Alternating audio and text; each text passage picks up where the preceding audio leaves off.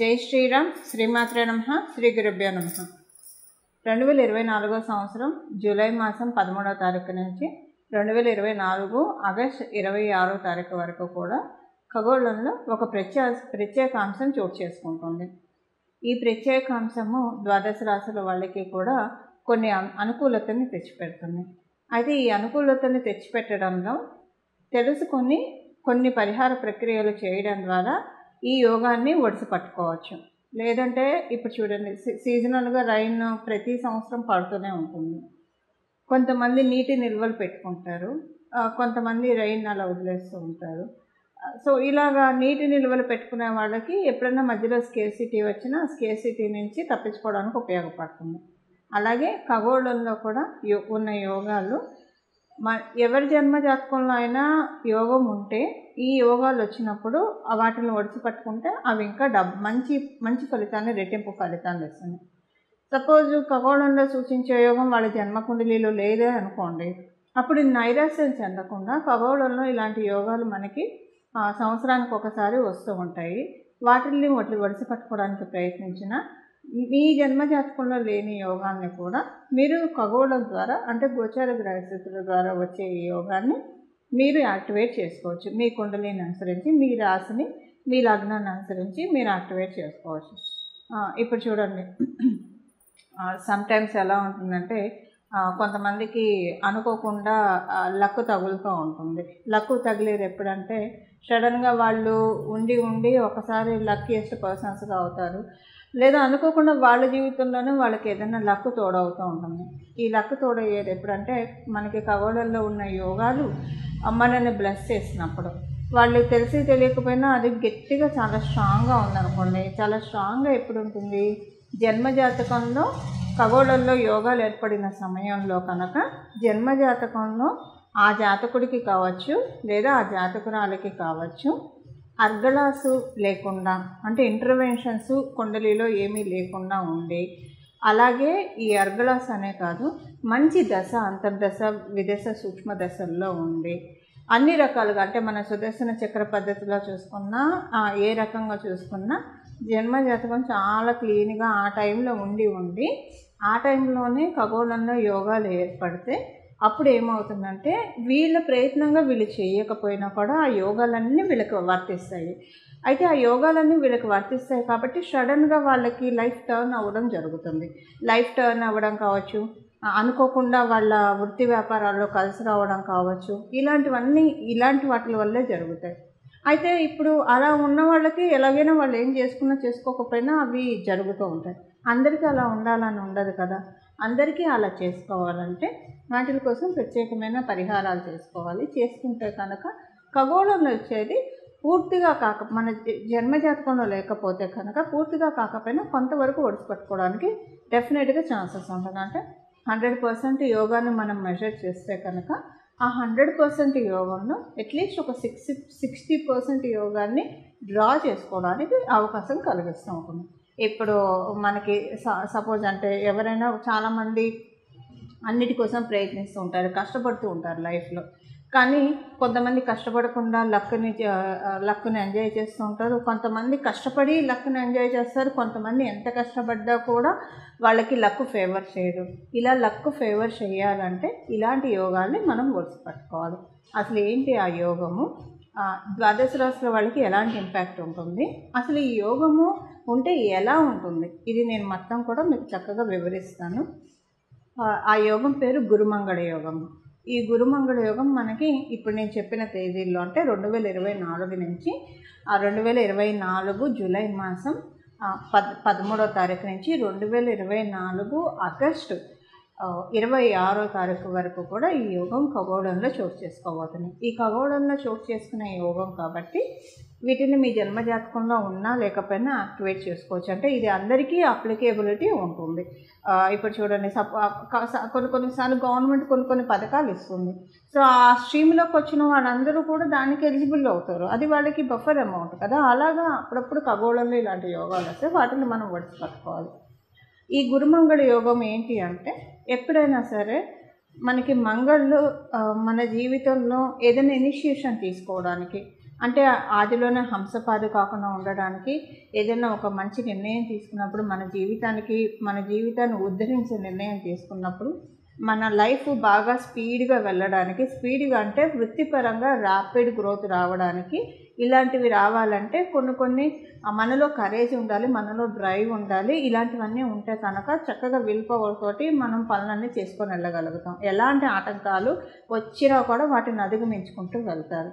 అలా ఉండాలంటే ఎవరికైనా సరే జన్మజాతకంలో మంగళ చాలా సపోర్టింగ్గా ఉంటే వాళ్ళు అన్ని ఆటంకాలని అధిగమించుకుంటూ ఉన్నత శిఖరాన్ని అధిరోహించుకుంటూ వాటికి చేరువైపోతూ ఉంటారు.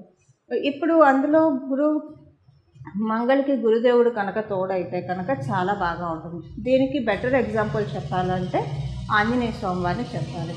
మంగళ ఎప్పుడైనా సరే గురు భగవానుడు కంట్రోల్లో ఉంటే చాలా మంచిది. లేకపోతే కనుక మంగళ బాగా ఉన్నా, ఒక్కొక్కసారి విపరీతంగా ఉన్నా కూడా అగ్రెసివ్ డెసిషన్స్ వల్ల కూడా జాతకురాలు కావచ్చు, జాతకుడు కావచ్చు ఇబ్బందులు పాలవుతారు. అంటే ఆలోచన ఉండదు, చేసుకుని వెళ్ళిపోతూనే ఉంటారు. సో ఒక్కొక్కసారి అవి రివర్ట్ అయ్యి ఇబ్బందులు కూడా పడుతూ ఉంటారు. అందుకని ఎప్పుడైనా సరే మంగళకి గురు భగవానుడు తోడై ఉంటే కనుక చాలా అంటే తీసుకునే నిర్ణయాలు కరెక్ట్గా నిర్ణయాలు తీసుకొనిస్తారు.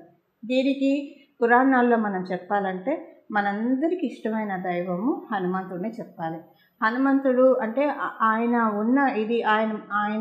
ఆయనకున్న శక్తికి గురుబలం తోడై ఉండడం వల్ల గురుమంగళ యోగం ఆయనకి చక్కగా ఆప్ట్ అని చెప్పచ్చు. అంటే దేవీ దేవతలకి అంటే మనం ఒక మీకు అర్థం అవ్వడం కోసం నేను హనుమంతుడిని చెప్తున్నాను. ఇప్పుడు హనుమంతుడు మహాశక్తివంతుడు, అతి బలవంతుడు, వాయువేగంతో క్షణంలో ఎక్కడి నుంచి ఎక్కడికైనా వెళ్ళగలడు. లంకను కూడా ఆయన దాటి వెళ్ళిపోయాడు, సముద్రాన్ని దాటి వెళ్ళాడు. ఆయన ఏదైనా చేయగలిగే సమర్థుడు. కానీ ఆ సమర్థతకి ఆయనకి గురుబలం కూడా ఉండడం వల్ల ఎక్కడ ఎలా మెసలాలి, ఎవరితోటి ఎలా మాట్లాడాలి, ఎవరితోటి సంధి ఎలా కుదర్చాలి, రాజీ ఎలా కుదర్చాలి, ఏ సమయంలో మాట్లాడాల్సి వచ్చినప్పుడు ఎలా మాట్లాడాలి, ఇవన్నీ కూడా మనం పరాశర సంహితలో ఉన్న హనుమద్ వైభవం చూస్తే కనుక చాలా సుస్పష్టంగా మనకు తెలుస్తాయి. అసలు ఒక మనిషి ఎలా బతకాలో మనం హనుమంతుడిని చూసి చాలా చక్కగా నేర్చుకోవచ్చు. అంటే మనకు ఒక ఇండెక్స్, మన లైఫ్కి ఒక ఇండెక్స్ ఏదైనా ఉందంటే అది ఖచ్చితంగా హనుమంతుడు అని చెప్పడంలో ఏమాత్రం సందేహం లేదు. ఇలాంటి ఇండెక్స్ మనకి గురుమంగళ యోగం వల్ల వస్తుంది. ఎప్పుడైనా మన ఇది సరిగ్గా ఆలోచిస్తే మన పనులు మనం చేసుకుంటూ వెళ్తే కనుక సక్సెస్ మనకి ఎప్పుడు కూడా అత్యంత చేరువలో ఉంటుంది. దాన్ని అంటే ఎన్ని ఆటంకాలు వచ్చినా వాటిని అధిగమించుకుంటూ మన ఉన్నత శిఖరాన్ని అధిరోహిస్తాము. ఎప్పుడైనా సరే మంగళకి ఒక్కొక్కసారి ఆలోచనలు అంటే ఒక్కొక్కసారి మనం తీసుకున్న నిర్ణయాలకి గురు భగవానుడు తోడై ఉంటే కనుక అవి మనకి సజావుగా వెళ్తాయి. లేకపోతే ఆవేశపడాల్సిన చోట ఒక మాట అనాల్సిన చోట కామ్గా ఉంటే అది ప్రమాదమే. లేదు, ఎక్కడైతే కామ్గా ఉండాలో అక్కడ అనవసరంగా ఆవేశపడితే అది ప్రమాదమే. ఈ రెండింటిని మనకి సరిచేస్తాడు గురు భగవానుడు. అంటే ఎక్కడైతే ఆవేశం చూపించాలో, ఎక్కడైతే ఒక మాట మనం మాట్లాడకపోతే కొంచెం ఇబ్బందులు వస్తాయో అలాంటి చోట మనల్ని మాట్లాడేట్టు చేస్తారు. సో దట్ మనకి ఇబ్బందులు రాకుండా ఉంటాయి. అలాగే అన్ని వేళలా ఆవేశం మంచిది కాదు, అలాగే అన్ని వేళలా నిదానంగా ఉండడం కూడా మంచిది కాదు. ఈ రెండింటిని బ్యాలెన్స్ చేసుకోవాలి. అన్ని వేళలా ఆవేశపడితే వాళ్ళకి కొంచెం ఇబ్బందులు వస్తాయి లైఫ్లో. సో ఈ రెండింటిని బ్యాలెన్స్ చేసే యోగమే గురుమంగళ యోగం. ఈ గురుమంగళ యోగం ఎవరి జన్మజాతకంలో అయితే ఉంటుందో వాళ్ళకి బై బర్త్ వాళ్ళకు ఉంటే కనుక వాళ్ళలో మనం చాలా బ్యాలెన్స్డ్ నేచర్ చూస్తాము. ఇది గురుమంగళ యోగం ఎలా ఏర్పడుతుందంటే ఆ గురువు మరియు మంగళ వీళ్ళిద్దరు ఎవరి జన్మజాతకంలో అయితే కలిసి ఉంటారో వాళ్ళకి గురుమంగళ యోగం ఏర్పడుతుంది.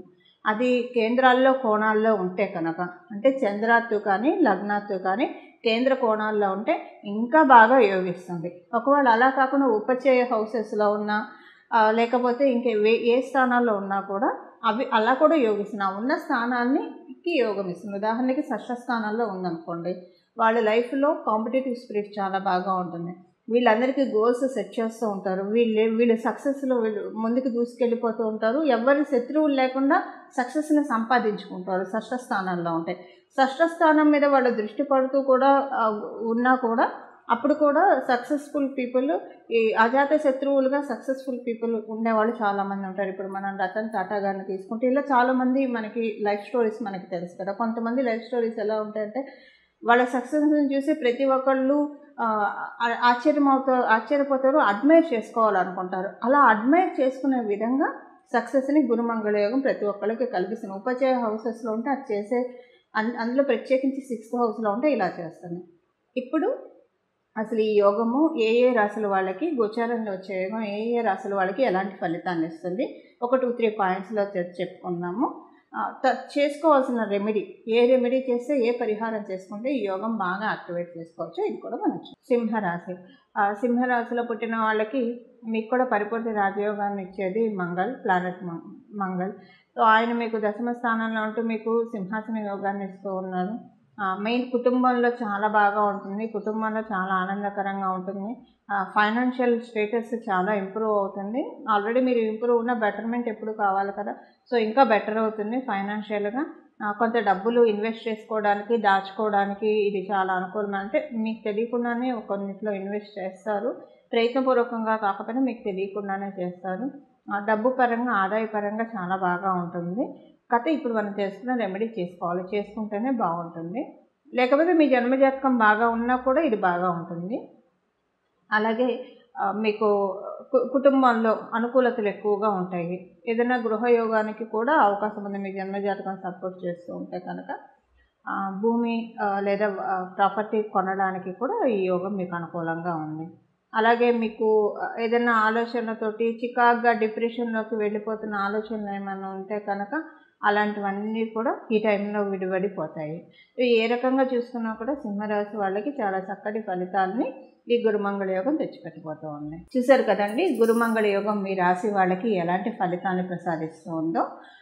ఇప్పుడు చేసుకోవాల్సిన రెమెడీ, అసలు మీ రాశిలో ఈ యోగం ఉందో లేదో మీకు తెలియదు, కానీ ఇది గోచారంలో ఉంది కాబట్టి మీకు తెలియాల్సిన అవసరం కూడా లేదండి. చక్కగా ఈ పరిహారం చేసుకోండి.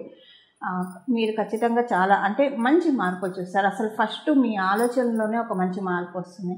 నేను చేయలేను, నేను సాధించలేను, నేను పనికొస్తానా ఏదైనా సాధించడానికి అన్న ఆలోచనలకి కట్ చేసేస్తాడు.